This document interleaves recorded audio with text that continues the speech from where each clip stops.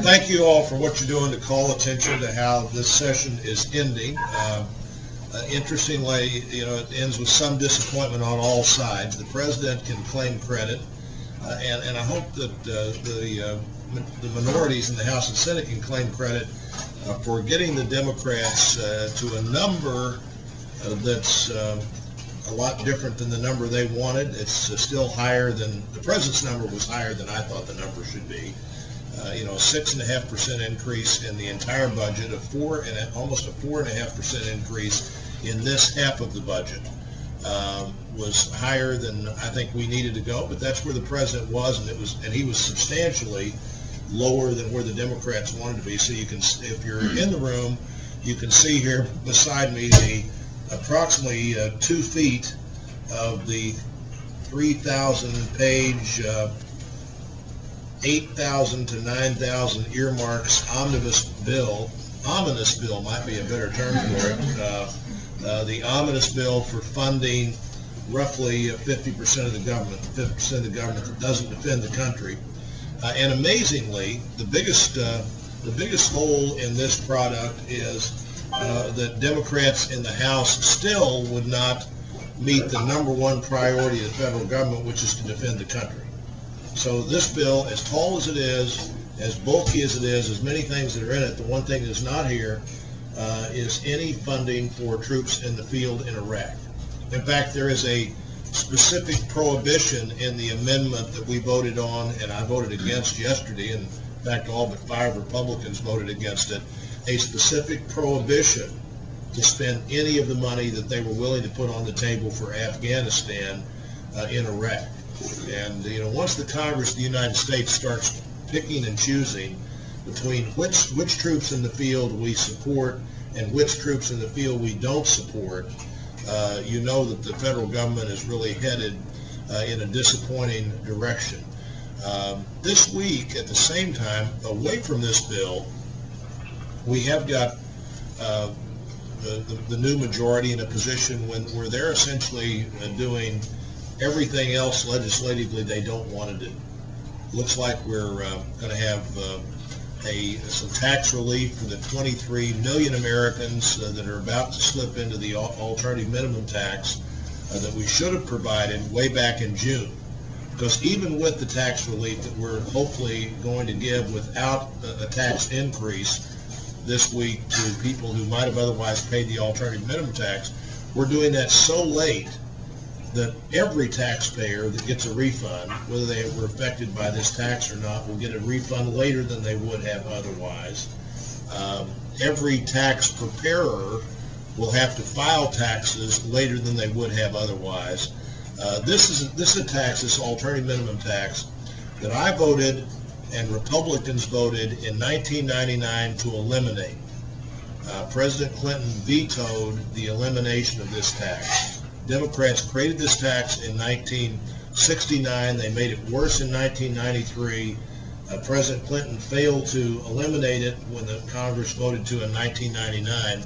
And since then, we've done essentially a 1-year, let's not let anybody new be affected by this tax piece of legislation in every Congress.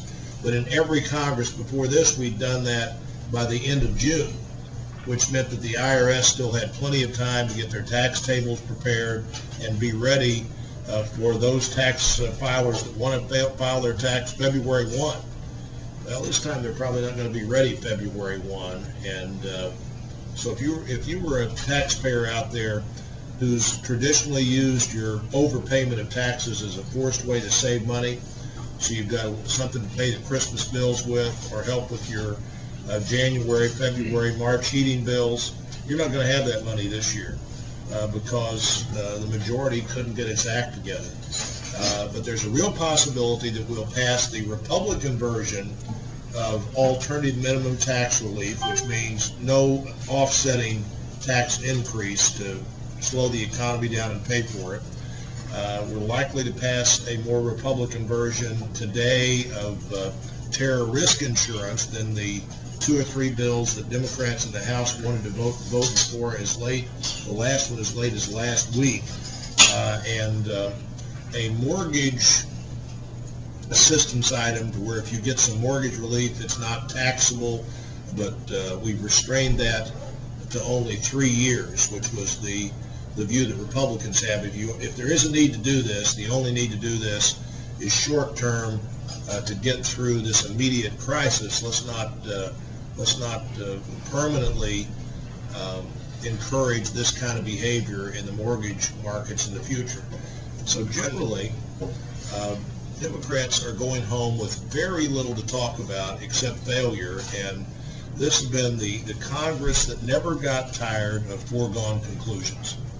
You know, over 50 votes between the House and the Senate on Iraq, most of them in the first 100 days of the year that got us to this ominous omnibus moment right now, and the other things they wanted to do just didn't get done, and most of them, the egregious authorization things, the weakening Mexico City language, the tax increases, the liability increases that they tried over and over again to do on the House side are not in this bill. I didn't vote for this bill. Most Republicans didn't vote for this bill. But as Jeb Henschling said, it is a substantially different product than the Democrats wanted.